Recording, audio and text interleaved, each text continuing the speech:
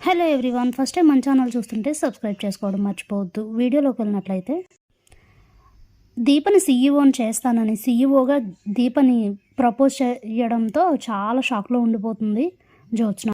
Daddy అసలు ఇలాంటి నిర్ణయం ఎందుకు తీసుకున్నాడని చాలా ఆలోచిస్తూ ఉంటుంది. అప్పుడే తనైతే ఓటింగ్ విధానం పెట్టండి, ఎవరైతే గెలుస్తారో వాళ్ళని సీఈఓని చెయ్యండి అని అయితే కమిటీ మెంబర్స్ మీద నమ్మకంతో ఓటింగ్ విధానం అయితే పెట్టమని అడుగుతుంది. ఇక తను అడిగినట్లుగానే ఓటింగ్ విధానం పెడితే అక్కడ ఉన్న 8 మెంబర్స్లో 3 ఓట్లు మాత్రమే జ్యోత్స్నకు అయితే పడతాయి. మిగతా ఉన్న 5 కూడా దీప వైపే పాజిటివ్గా చూపించేసరికి శివనారాయణ దీపనే సీఈఓగా అయితే ప్రపోజ్ చేస్తాడు. పెద్ద షాకే తగులుతుంది జ్యోత్స్నకి. అప్పుడే జ్యోత్స్న, నా కర్మకి నేనే బాధ్యురాల్ని, వేరే ఏదో రీజన్ చెప్పి దీపని సీఈఓని అవ్వకుండా ఆపుంటే సరిపోయేది, అనవసరంగా ఓటింగ్ విధానం పెట్టమన్నాను అనుకుంటూ చాలా మండిపడిపోతూ అక్కడి నుంచి అయితే వెళ్ళిపోతుంది. ఇక తన వెనకే పారిజాతం కూడా వెళ్ళిపోతుంది. ఇంతలో దశరథ్ మాత్రం, నా కూతురే కంపెనీకి సీఈఓ అయ్యింది, ఇక్కతో సమస్యలన్నీ తీరినట్లే, ఆ జ్యోత్స్న చేతికి మాత్రం కంపెనీ బాధ్యతలు ఇవ్వకుండా మంచి పనే చేశానని అనుకుంటూ హ్యాపీగా ఫీల్ అవుతూ ఉంటారు. ఇంతలోనే జ్యోత్స్న పారిజాతం బయటకు వచ్చి మాట్లాడుకుంటూ ఉంటారు. గ్రానీ, ఏం జరగకూడదు అనుకున్నానో అదే జరిగింది చూసావా, ఆ దీప సీఈఓ అవ్వడం ఏంటి అని అంటే, తప్పే ఉంది, మీ నాన్న తన కూతుర్నే తన సీఈఓని చేసుకున్నాడు అని అంటుంది.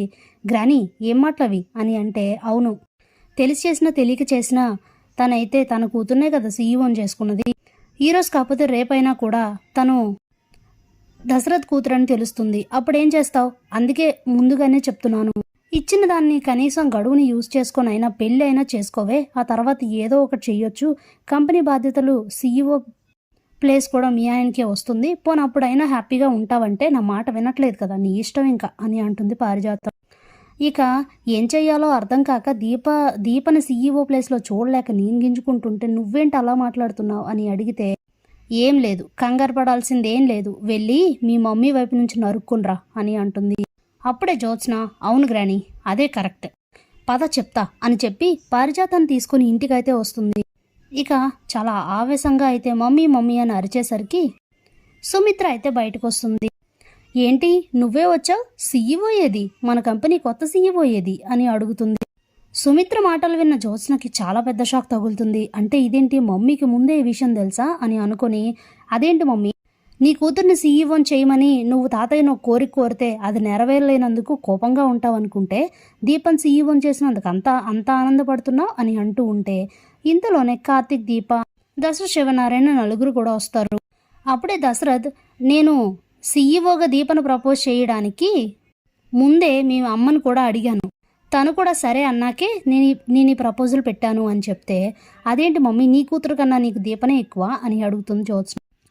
అప్పుడే సుమిత్ర, నాకు నా కూతురు కన్నా ఎవరు ఎక్కువ కాదు, కానీ మీ నాన్న చెప్పిన కొన్ని మాటలు నన్ను కన్విన్స్ అయ్యేలా చేశాయి, ఇంతకుముందు నువ్వు సీఈఓగా ఉన్నప్పుడు జరగకూడని దారుణాలే జరిగాయి, చాలా చేసావు కదా, కంపెనీకి చాలా నష్టాలు తెచ్చావు కదా, అవన్నీ ఎవరు పూరుస్తారు, మళ్ళీ అలాంటి పరిస్థితి వచ్చి మేము ఒక మాట పడాలన్నా అది మాకు బాధగా ఉంటుంది, అందుకే నీకన్నా దీప చాలా అనుభవజ్ఞురాలు, అందుకే తనని సీఈఓగా చేస్తానంటే ఒప్పుకున్నాను, అయినా ఇదంతా ఎన్నాళ్ళు, ఈ నెల రోజులే కదా, నీకు పెళ్ళైపోతే మీ ఆయనకి సీఈఓ పోస్ట్ వస్తుంది కదా, నీకొస్తే ఏంటి, మీ ఆయనకు వస్తే ఒకటా, ఎందుకు దీని గురించి ఇంత రాద్ధాంతం, వదిలే జ్యోత్స్న, టెంపరీ సీఈఓనే కదా, పర్మనెంట్ ఏం కాదు కదా, కొద్ది రోజులు ఆఫీస్ వ్యవహారాలు పట్టించుకోవడం మానేయి, కొత్త సీఈఓని వెతికే పనిలో ఉండు అని చెప్పి సుమిత్ర అక్కడి నుంచి వెళ్ళిపోతుంది.